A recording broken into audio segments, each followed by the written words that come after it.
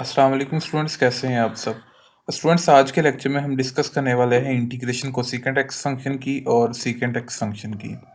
आपकी Punjab text book है FSc part 2 mathematics calculus and analytic geometry, उसका पेज 133 है। उस पर एग्जांपल नंबर 5 पढ़िए, जिसके दो पार्ट्स हैं, जिसमें कोसेकेंट एक्स और सीकेंट एक्स की इंटीग्रेशन सॉल्व की गई है। ये दोनों इंटेग्रल्स काफ़ी ज़्यादा इंपॉर्टेंट हैं, एग्ज़ाम्स में भी आ सकते हैं। और इन दोनों का जो रिज़ल्ट है वो आपने ज़ुबानी याद रखना है, क्योंकि मुख्तलिफ फंक्शंस होंगे, ट्रिग्नोमेट्रिक फंक्शंस, उनकी इंटीग्रेशन सॉल्व करते हुए आगे नेक्स्ट एक्सरसाइज में हम देखेंगे।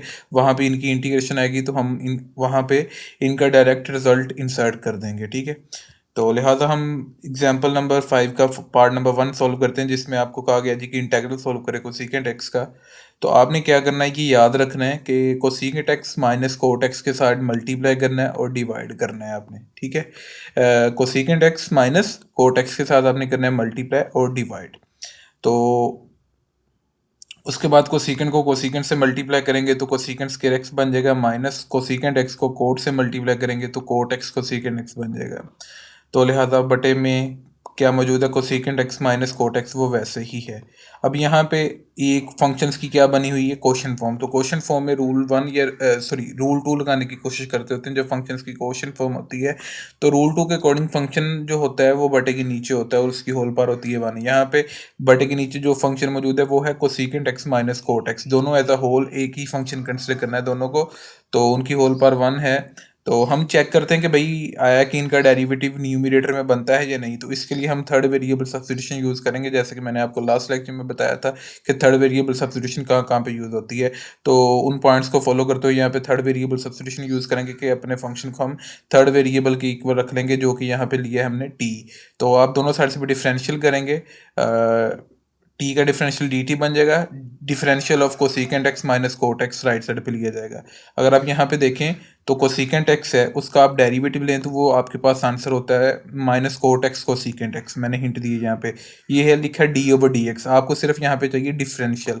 तो आप जो बटे वाला ये डी एक्स है उधर जाकर मल्टीप्लाई कर देंगे। तो लिहाजा इस वजह से कोसेकेंट एक्स का डिफरेंशियल बना आपके पास minus cot x cosecant x. यहाँ पे एक्स है कोसेकेंट के साथ, ठीक है, ये मैं मिस कर गया, यहाँ पे आप लिख लीजिएगा। उसके बाद है जी माइनस का साइन, ये वाला जो माइनस का साइन है ये वैसे ही। आगे हमने लेना था डेरिवेटिव कोट एक्स का, तो मैंने कोट एक्स का डेरिवेटिव का हिंट दिया, वो बराबर होता है माइनस कोसेकेंट स्क्वायर एक्स के। तो इधर भी यही किया कि आपने डिफरेंशियल फाइंड करना है। तो ये जो डी एक्स लेफ्ट साइड में डिवाइड हो रहा है वो राइट साइड पे जाके माइनस कोसेकेंट स्क्वायर एक्स के साथ मल्टीप्लाई हो जाएगा। तो लिहाजा कोट एक्स का डिफरेंशियल बना आपके पास minus cosecant square x d x. इन दोनों में से कॉमन निकल रहा है डी एक्स। पहले आप ये कर लें कि ये जो नेगेटिव साइन है और एक ये वाला जो बाहर नेगेटिव साइन है, इनको मल्टीप्लाई करके दरम्यान में प्लस बना लें। अब प्लस वाली वैल्यू हमने पहले लिख दिया और माइनस वाली वैल्यू बाद में लिख दिया, और इन दोनों वैल्यूज में से अब कॉमन निकल रहा है डी एक्स, आपने कॉमन इसको निकाल दिया, ठीक है। तो उसके बाद आपका जी इंटेग्रल बिकम्स, आप लिखेंगे जी इंटेग्रल बिकम्स, इंटेग्रल के आपके पास बन जाएगा कि बटे के ऊपर जो फंक्शन मौजूद है cosecant square x minus cot x cosecant x d x, उसकी जगह आपके पास सब्स्टिट्यूशन के अकॉर्डिंग चला जाएगा डी टी, और बटे में जो मौजूद है cosecant x minus cot x, उसकी जगह चला जाएगा टी। तो लिहाजा यहाँ पे बन चुका जी 1/टी, ठीक है। डी टी ओवर टी कह लें या 1/टी, आपको सिंपली इसको कह सकते हैं जैसे मैंने यहाँ पे किया। तो यहाँ पे सिंपली रूल 2 फॉलो किया जा रहा है इंटीग्रेशन का, कि बटे के नीचे फंक्शन मौजूद है और ऊपर उसका डेरिवेटिव बन रहा है। सिर्फ हमने ये किया था कि डायरेक्ट हमने ये नहीं किया, रूल 2 नहीं लगाया, हमने सब्स्टिट्यूशन करके कर लिया ताकि हमारे पास एक स्टैंडर्ड आंसर बन जाए। तो बटे के ऊपर फंक्शन का डेरिवेटिव बन रहा है तो l n f x plus c rule 2 के अकॉर्डिंग आ जाएगा। तो एल एन फंक्शन क्या है हमारे पास यहाँ पे टी है, तो l n t plus c answer आ जाएगा। ये इंटेग्रल सॉल्व हो चुका है। ये in term of t answer है, मगर इन्वॉल्व वेरिएबल जो है वो है एक्स वेरिएबल को, क्योंकि कोसेकेंट के एंगल में वेरिएबल क्या पड़ा है, एक्स पड़ा है, तो आंसर भी एक्स की फॉर्म में होना चाहिए। तो यहाँ पे आप हिंट देंगे कि भाई टी को जिसके इक्वलेंट किया था आपने cosecant x minus cot x के, तो आप यहाँ पे टी की जगह cosecant x minus cot x put कर देंगे।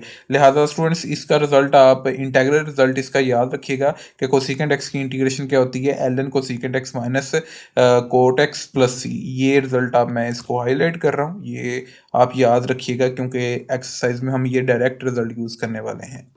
अच्छा जी, नेक्स्ट है इंटीग्रेशन सीकेंड एक्स की। सीकेंड एक्स की इंटीग्रेशन के लिए आपको याद रखना पड़ेगा कि आपने मल्टीप्लाई और डिवाइड करना न्यूमरेटर और डिनोमिनेटर में।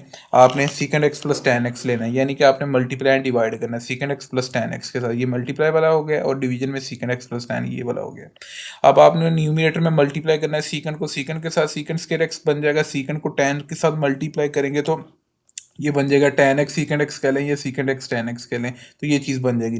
डिनोमिनेटर में सीकेंड एक्स प्लस टेन एक्स वैसे ही पड़ा है। अब यहाँ पे रूल टू यहाँ पे भी फॉलो किया जाएगा, क्योंकि यहाँ पे भी क्वेश्चन फॉर्म है। क्वेश्चन फॉर्म के लिए रूल टू लगाएंगे तो बटे के नीचे मौजूद होता है आपका फंक्शन, ठीक है। तो आपने चेक करना होता है उसका डेरिवेटिव न्यूमरेटर में बन रहा है या नहीं। यहाँ पे भी हम थर्ड वेरिएबल लेटिंग यूज़ करेंगे, थर्ड वेरिएबल सब्सटीट्यूशन के अपने गिवन फंक्शन को टी के इक्वल लेट कर देंगे। T is equal to sec x plus tan x बन जाएगा। तो आप दोनों साइड्स पे डिफरेंशियल करेंगे तो टी का डिफरेंशियल डी टी बन जाएगा। सेकंड एक्स का डिफरेंशियल लेना आपने राइट साइड पे और टेन एक्स का डिफरेंशियल लेना, ठीक है। तो सीकेंड एक्स का डिफरेंशियल क्या बनेगा आपके पास, सीकेंड एक्स का डेरिवेटिव जैसे कि होता है सीकेंड एक्स टेन एक्स।